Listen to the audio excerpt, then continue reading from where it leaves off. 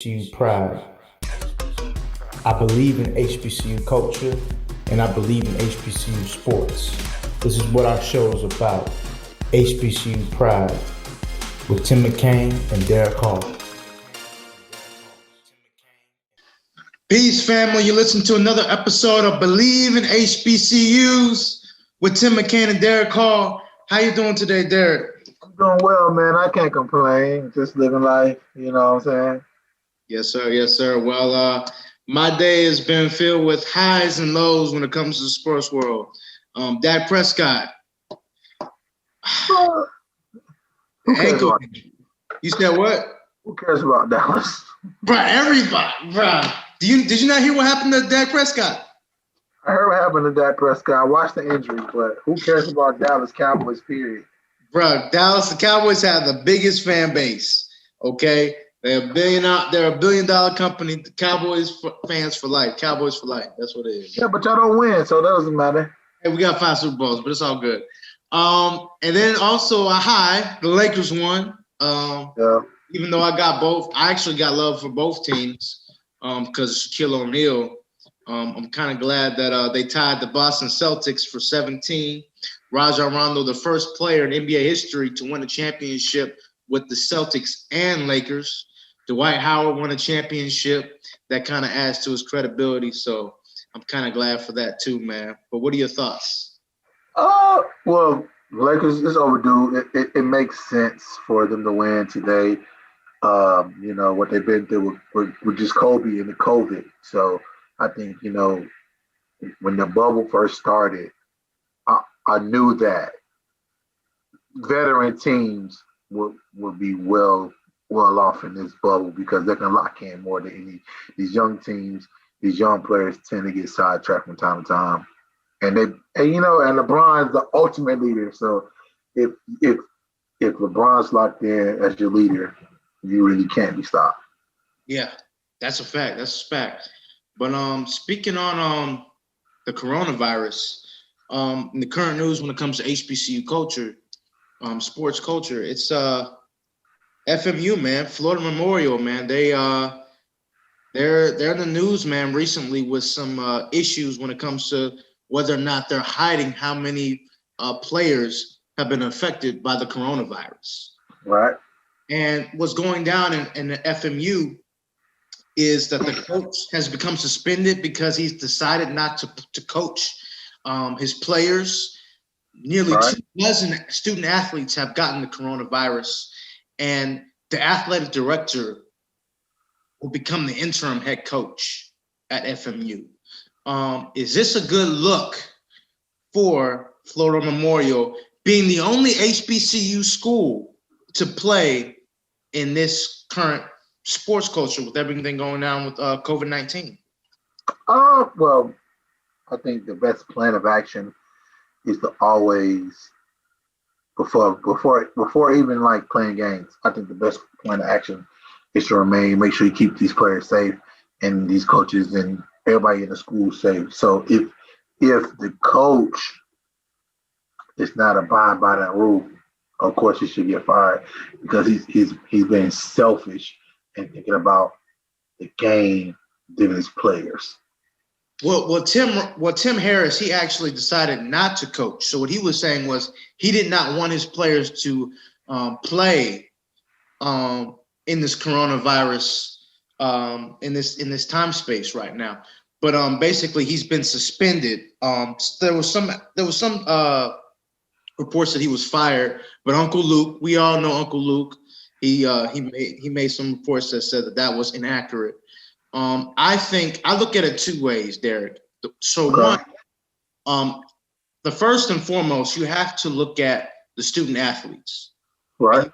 And at the end of the day, this COVID-19 is affecting African Americans. It's affect, you know what I mean? Like from what we eat to how we exercise to, you know, like what we expose ourselves to, we have to be very cautious in this COVID-19 pandemic. And I agree with a lot of the other schools who actually withheld from playing. But I understand also, too, why Florida Memorial decided to play. a lot of HBCUs have closed down recently. This was the first, their program opened up, their football program opened up for the first time in 61 years. Right. They probably were like, well, look, let's not just cut it. Let's not just wait for our first season when we're just trying to get the ball rolling. So I understand both sides, but I respect what the rest of the HBCU colleges did by shutting down the season and maybe even the next two. I mean, what do you think? Do you think that college football for HBCUs should shut down for this season and the next season? So this season for sure, because some HBCUs don't have the revenue to keep up with the testing and be able to social distance like these big D1 schools. So, right, for this season, I can concur. I agree. You shut it down. And that gives you time to work on a plan of action that is sustainable. And, a lot of quick, because D1's got the money to have quick fixes. Mm-hmm. HBCUs don't have that luxury to have a quick fix money problem. Like, Right. I throw money at it. It's going, no, let's just kill a season and work on protocols for next season, and then have the season come back next season in the fall. Even if you get a couple basketball games, but maybe you can start with basketball season in January, because you should have enough time to do protocols until January, and then have a little small basketball season. HBCUs that will work, because they've been working on protocols. I think that could be done. But I'm not in those shoes to see who has what and who say. So hopefully that's what they're working on, a protocol so basketball season start, they can roll right into summer and other things. Yes, sir. Yes, sir. Well, in a lighter note, Jackson State, they're actually the first team, the first HBCU that's going to be a part of this analytics program. Okay. Analytics program will help them get new recruits, help them decide, a player's height, weight, speed, and it will determine so many different things. What do you think about analytics in football, and particularly Jackson State? Well, let's just be honest. Analytics not gonna get them players. Deion is gonna get them players. That's a fact. So let's just throw that out the window. Analytics is fine, but you have a well-known coach, like 18-year-old kids. Their dad know about Deion, right? So, and Deion can come in your living room and tell you, look, you should come to my school. I can get you to the league. Also try to make you a better man. 9 times out of 10, he's gonna get about 6 out of those 10 players that he's gonna get. So, so analytics not gonna get them more recruits. Deion's gonna get them better recruits. Let's just be honest. But analytics is a new age thing. Right. I don't know how it will work in football, just because it's not like you shooting, dribbling, passing, plus minus. If you can play, you're gonna play. If not, you're not gonna play. I think let's just keep it simple for football. If you can play, you're gonna play. If not, warn the bench up. Well, honestly, Derrick, I do believe analytics has, and the organization is called Recruiting Analytics. And I'll just say this: when it comes to, I look at analytics in football kind of like Madden, and like how everything has become so offensive minded. Football used to be a sport that was physical, that was defense wins championships. And now it's still defense wins championships, but it's when the offense makes a mistake in the fourth quarter, or when the defense makes a great play, when they're scoring 30 plus, where both teams are scoring 30 plus, and then a defensive player makes a great play. You see that a lot in football. So I think analytics has affected the football culture through the rule changes and through, defenders like yourself. You can't. So I just wonder, like, seeing college football, especially HBCU football, compared to how you played as a defender. Do you ever get frustrated by the way these offenses are played now?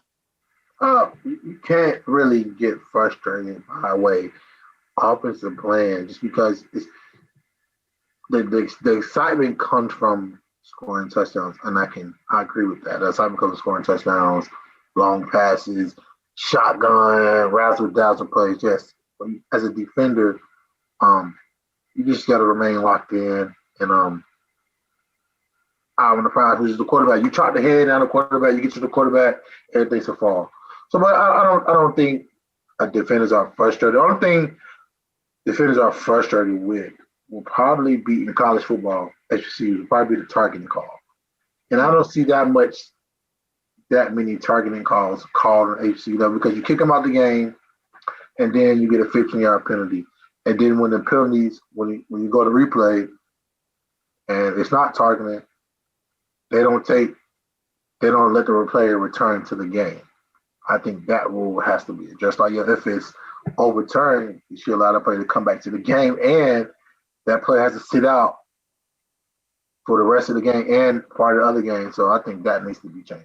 Other than that, I think everything else will be fine. Like, it's still, football is still a physical sport, man on man. Right. If I can beat you one-on-one. It's moving a man beyond where he wants to be moved. That's football. That's the truth, man. You're right. Last point on recruiting athletics. So this is from the co-founder and CEO. He said he was honored, and this is from Jackson State's site. He said, Corey Yates is honored to support Sanders and his coaching staff. Our platform will help JSU find recruits that fit 10 times faster, verify game speed, find recruits with NFL talent, and gain insights into prospects' personality. We are excited to help Jackson State find the best student athletes for their program and be a part of what Coach Sanders is starting to build. Our in-game athletic measurables help teams uncover hidden gems that can be the building blocks of any program.